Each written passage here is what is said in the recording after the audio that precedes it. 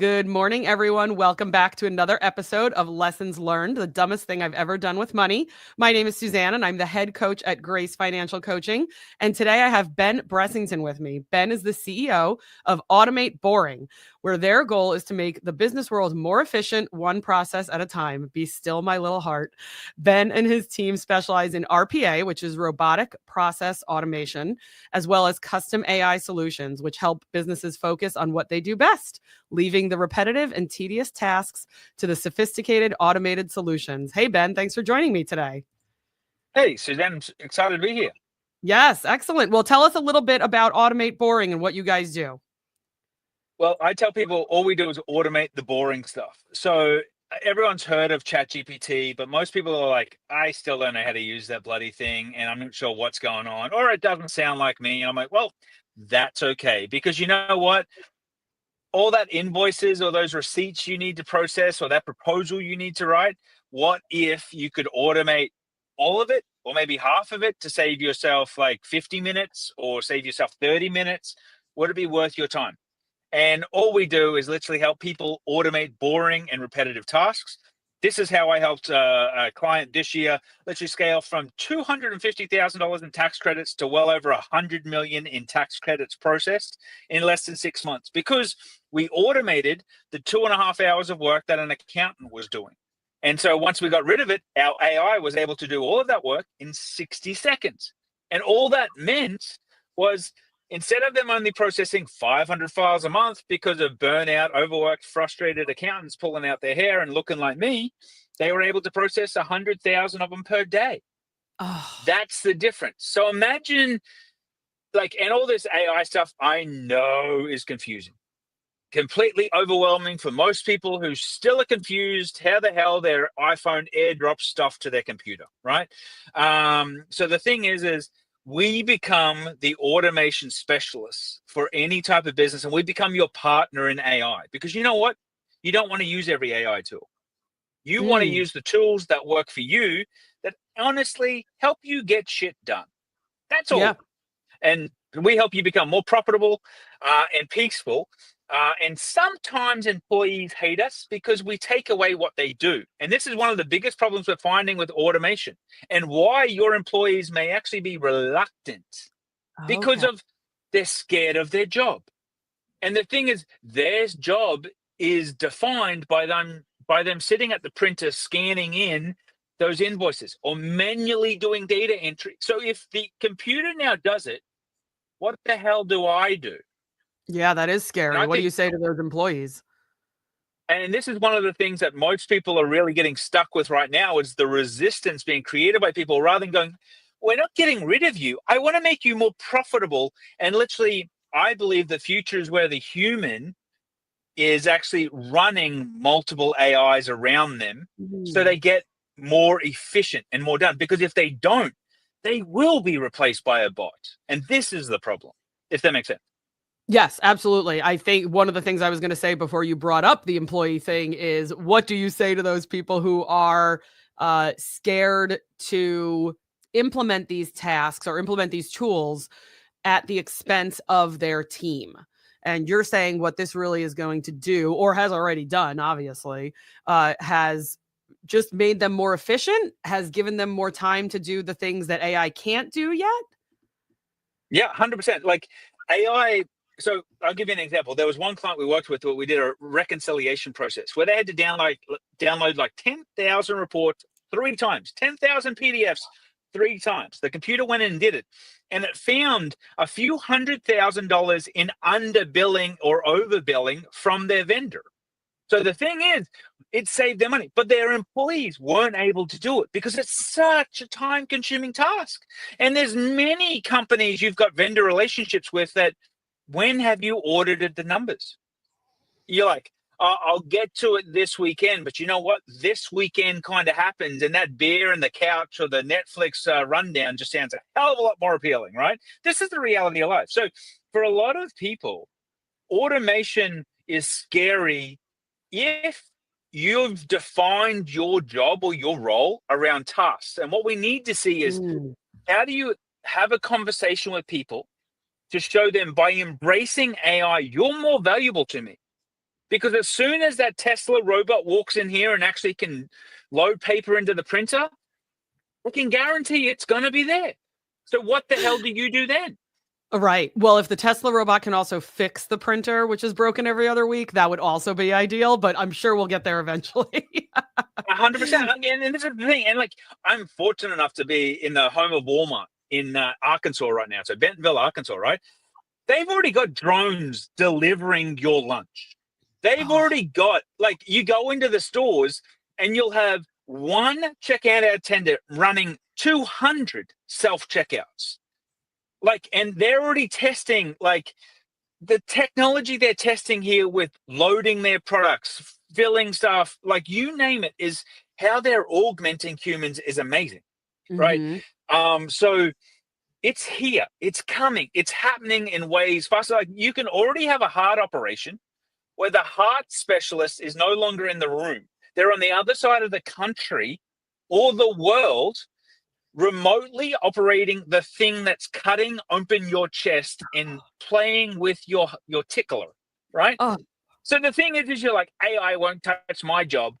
What the hell was that heart surgeon thinking 10 years ago? right. Now it's interesting with the AI specifically because it's only as good as it's been fed. Is that correct? Yes and no. The Okay. problem is that the ChatGPT has been trained on the world, but your Okay. world ain't all of the world. Your world is like a chapter of a book. So how do you have it trained on you or your business or your mission or your value?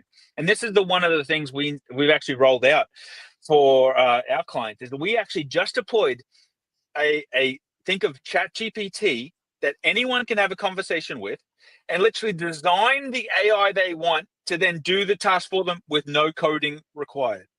So we actually built a tool that allows us to, just through conversation, build an entire automation team.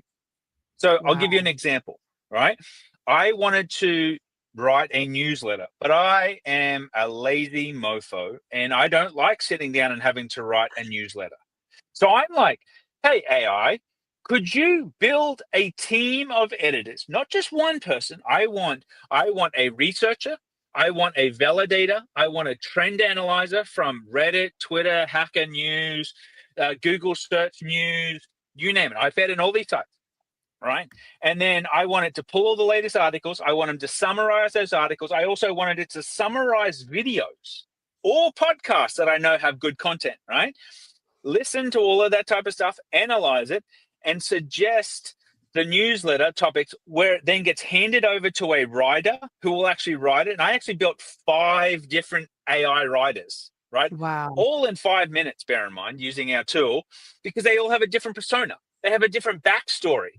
One's the person who doesn't think this stuff is ever going to exist or apply to me, and one's the person who loves technology and it's like, because it gives you a different flair. And then I have the New York Times editor who is actually editing all of these opinion pieces and pulling it together. So now Wow. I've actually designed a media crew, all AI, and it spits out a newsletter that I can email to my people 3 times a week. Oh my And gosh. I never do any of it.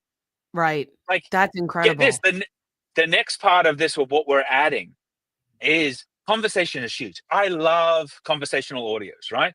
So one of the things we're actually doing is now having that AI take that newsletter that was written, which is an email that's getting delivered to people.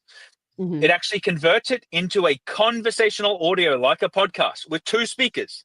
And they actually will debate back and forth. And I can tell it to create me a 60-second audio, a 5-minute audio. And now it's going to publish we're actually publishing all these podcasts. We're publishing all these audios for social media that are 100% AI driven. Oh my gosh. So And now these are your personalities, face, like yeah, just like you and me are talking right now, these are actual personalities.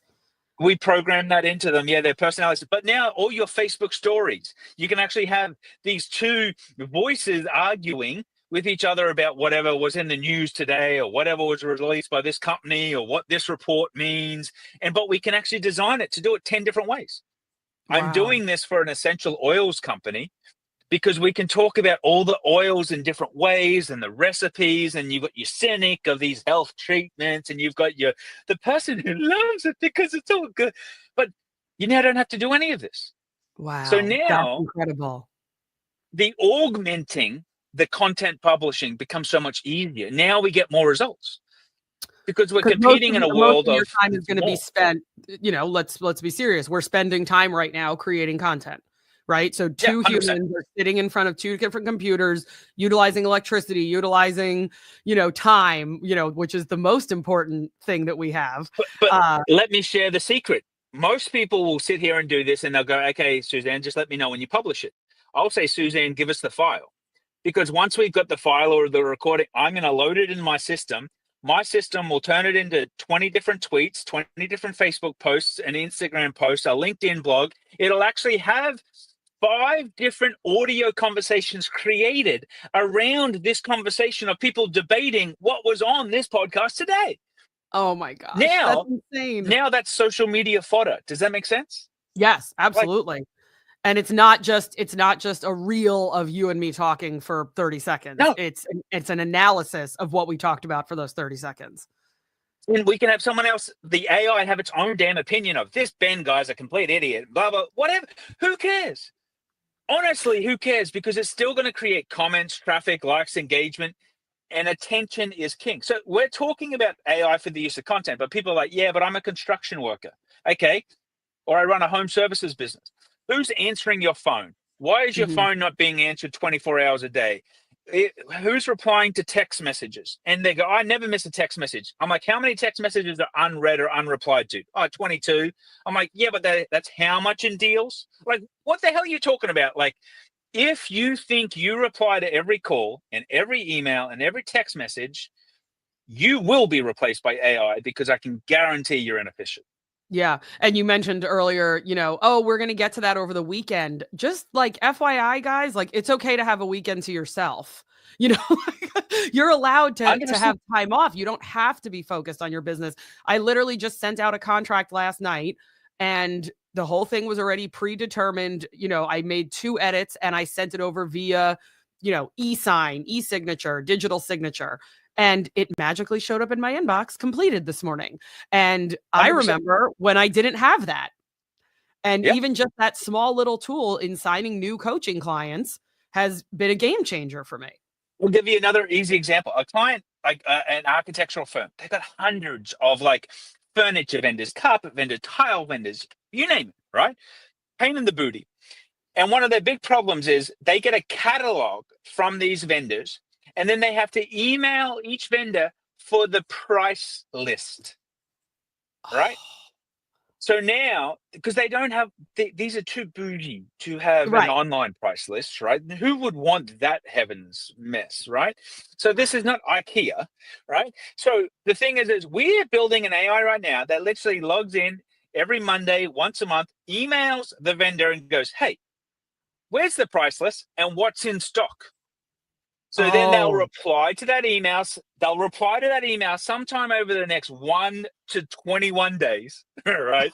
Like, because this is how it works, right? Yeah. When that email comes back in, it's automatically analyzed, uploaded to their CRM automatically. So it's got all the latest pricing, what's in stock, what's not in stock. Oh, that couch line that was in there has been eradicated. So now it's going to save them hundreds of hours in design R&D work when they're building out their projects, which saves their clients money at the end of the day. Yeah. And makes it so perhaps that person, that design professional doesn't have to work on a weekend. A question for you about when it doesn't work, because this is actually a personal issue that just happened to me within the last month. A very large car manufacturer in Europe and the United States has decided to implement an AI phone answering system at all of their dealerships. I happen to drive one of their cars. I had a recall on my car and I had no choice but to set up an appointment for that recall because the letter that I received said, make sure you call your local dealership, that they have that recall piece in stock. Don't set up an appointment without asking if they have the part, blah, blah, blah, blah, blah. Well, I call and I am stuck in this AI loop of a phone system. And do you want to know how I eventually got a phone call back? I left a nasty Google review. I tried 12 times to get through this AI phone system at this not necessarily world renowned dealership, but world renowned automaker that has thousands of dealerships throughout the country. And their AI phone answering system was so bad, I had to leave a nasty Google review in order to get someone to call me back because I couldn't get through the phone system. So we can be using it wrong too, right? It's not just we can be. I think we're designing it wrong. Yes. I think we're designing it wrong because my background's criminology, human behavior, right? So the thing Mm. is we always think, and the designers of this stuff, and I speak to developers all the time, I run a nice development team, right? They always think the perfect path exists, and that's what people do.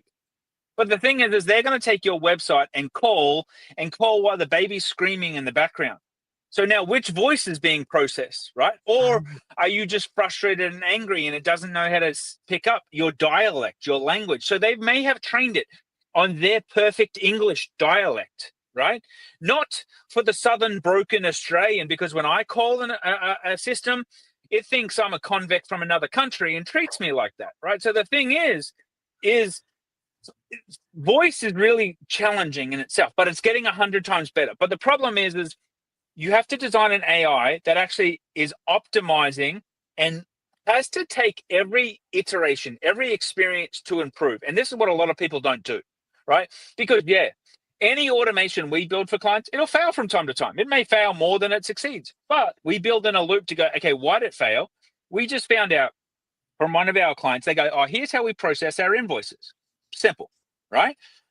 We analyzed and we watched the recordings of what their employees were doing. We found 12 different ways they were processing the same invoice. 12 different ways. Oh. So we said to them, which way do you want to be correct? Or do you want them all to be correct? And then because all the ladies who have had 30 years of experience doing this type of stuff, their way was correct. Right? It became this whole problem that never got resolved because we're like, we can make them all right. We just need to know. Because it doesn't have to be either or. And I think a lot of AI systems aren't designed to be iterative, like improve over time. And this is why a lot of small businesses go wrong because I need to do this. I need to build the perfect system. But the way you write your proposal right now and get that contract, I can guarantee ain't perfect. And I can guarantee it didn't start perfect 12 months ago. So I would rather you deploy a crappy automation that we make better tomorrow and improve it every single day so it gets to become more perfect than you are now. Because let's face it, how you're operating right now isn't perfect. It's literally good enough. But we can make it better. And this is the thing, like this holy grail of perfect doesn't exist. Yeah. There's no perfect AI, and we're humans aren't perfect, right? We are, like you said. However, I was utilizing that AI phone system was different than what they anticipated me doing. There was no. I was sitting in a breakfast restaurant the other day. Listening to these in Arkansas. Funny enough, listening to these. They called themselves hill folk speak. I had to look at my girlfriend and go, what the hell are they saying? Because we could only understand every third word, right? And now imagine this person on that phone system. Oh, but there's no way. They don't think of this. Like the designers at San Francisco think everyone is a hoodie wearing hipster. And this is some of the problems with some of this technology. And if you start to design in your systems the flexibility, your business will stand out because you're catering to people in human ways. And that's what people want. That's incredible. Yeah. And I'm going to have to give you the name of that car manufacturer offline. Because, I was hitting the right buttons and it still wasn't sending me to the right place. So, so it sounds like we're still making a lot of, errors when it comes to AI and tools like that. But there is room for improvement, obviously. So one thing that all humans have done, usually if they're over the age of 12, is they've made some sort of mistake with money. So Ben, what would you say is the dumbest thing you've ever done with money? Well, I had a business partnership this year where literally my business partners decided to cancel what would have been in excess of $5 million worth of benefits. And they're like, this guy who funded the business, scaled the company, we can just eliminate him now because we can run off with his tech. And I'm like, all right, this is how you want to play the game? Like, let's play ball, boys. But like, the thing is like, it's that short-sightedness. Like, I could have been angry, and I was just sitting here thinking about it this morning. I'm like, man, I'm really grateful for every experience I've had, because what I'm building now, I get to embrace that. And it's because Mm. of those experiences, I have a better lifestyle now than I've ever had in my life. I'm doing cool things. I get to work with amazing people, and I literally enforce now my no dick policy, right? Because it's like, I will not work with someone who is a pain in the butt. It's just, I don't care how much money you want to pay me, because my life and my happiness is worth far more. And I think that's the lesson I've had to ingrain Hmm. with losing all money, losing deals, losing blood, sweat, and tears. And when you pour hundreds of thousands of dollars of resources into something and then have it stripped from you, it's pretty heartbreaking. But Yeah. the experience itself, I'm grateful for it because of what I get to create. And now the boundaries I've set in my life. And I think that's one of the things that I never did well enough when I was younger, was like, create. Even as a small business owner, you're a small business owner because you don't have boundaries on your time. I heard that quote the other day and it really pissed me off. I'm like, Ooh. yeah, Wow, that's really interesting. Yeah, the majority of the stuff that we talk about on this show in terms of the errors that we made as humans is a lot of it, a lot of emotions come into play. And people think dollars and cents are just black and white numbers on a piece of paper or on an Excel spreadsheet or a Google Doc or whatever.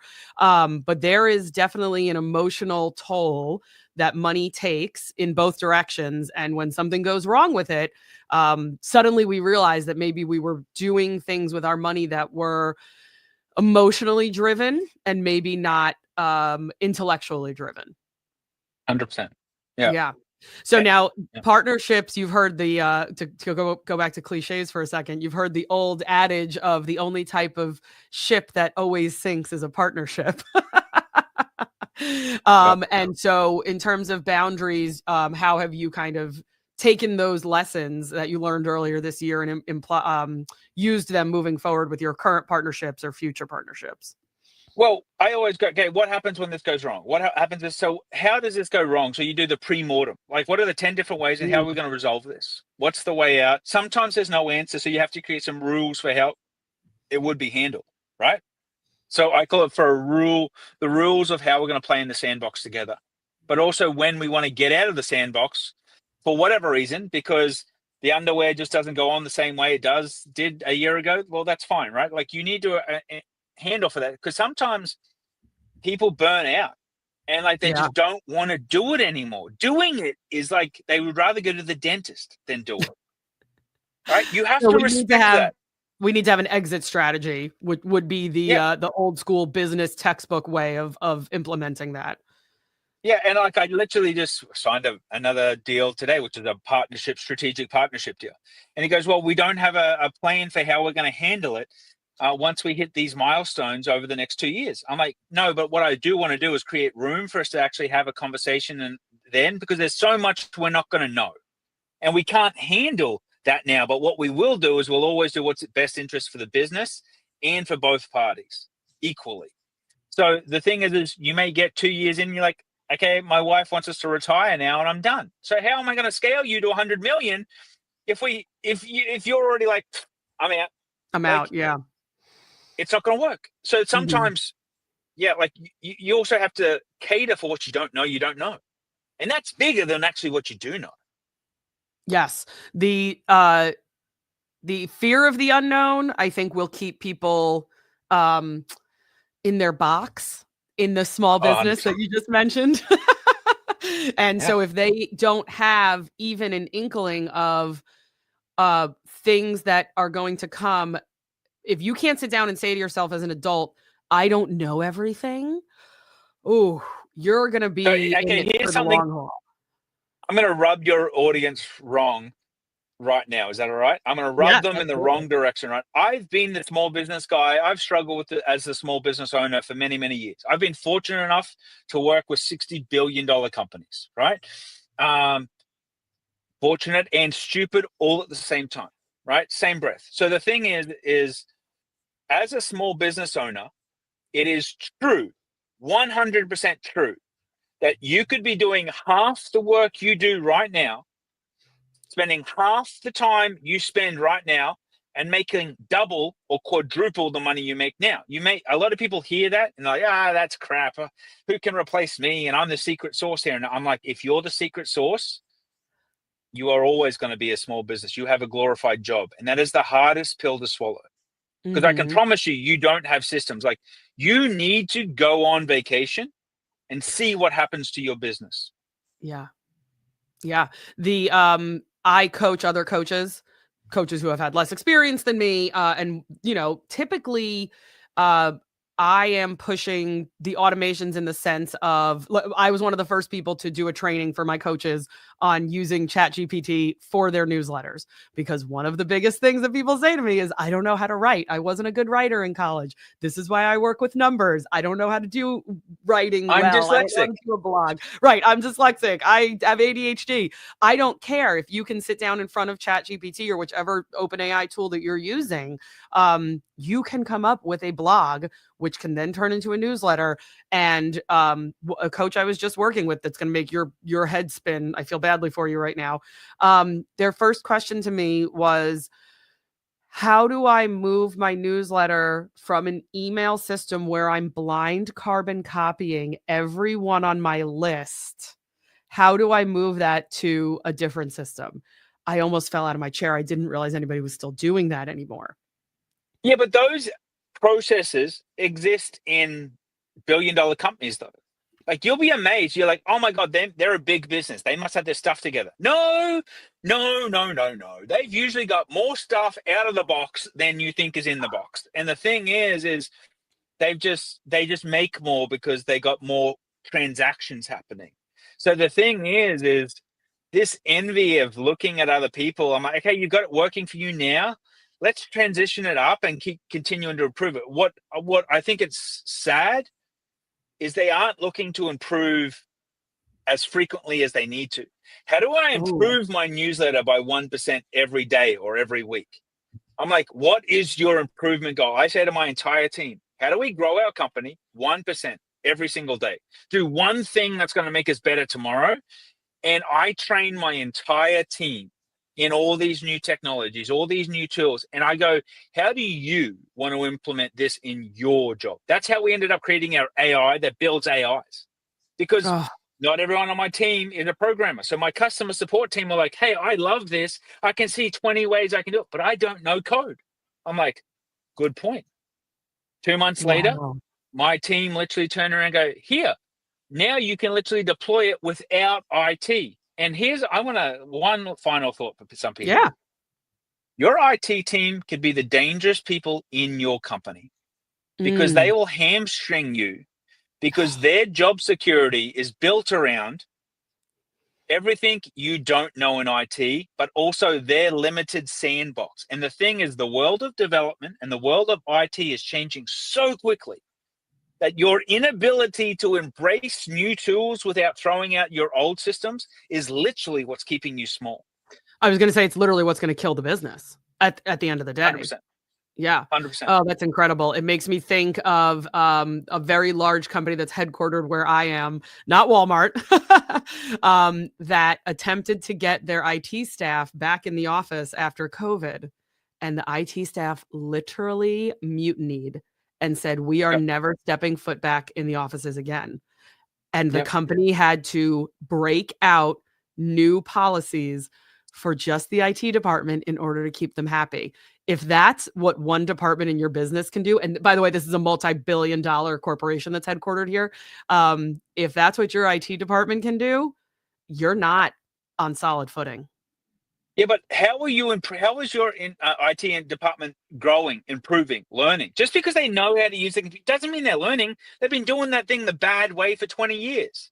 Like, there's many stories we can tell about that way, but like, what you need to do is you need to be partnering with IT or AI strategists more than ever before. Because if you're not having somebody just expose to you the new opportunities and what new tech could do, that allow you to think, well, how could we deploy that?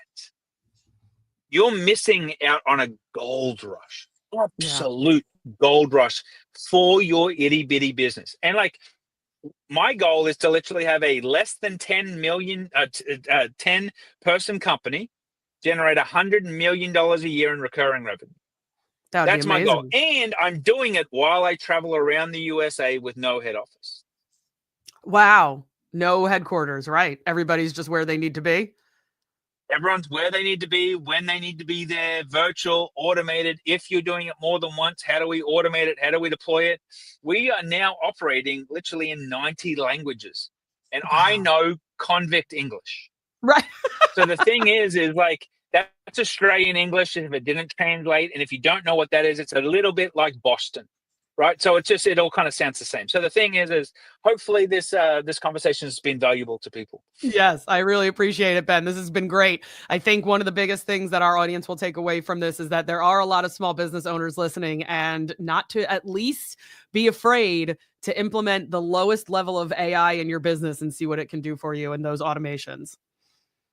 100%. Like, implement ugly automation, implement ugly AI, because it'll become sexy tomorrow. It'll come sexy next week when it improves. The worst it's ever going to be is whatever you implement today. But if you implement it today and it saves you 5 minutes or 5 hours, that's a sexy piece of automation. That's the sexiest automation you'll ever, and you'll become addicted.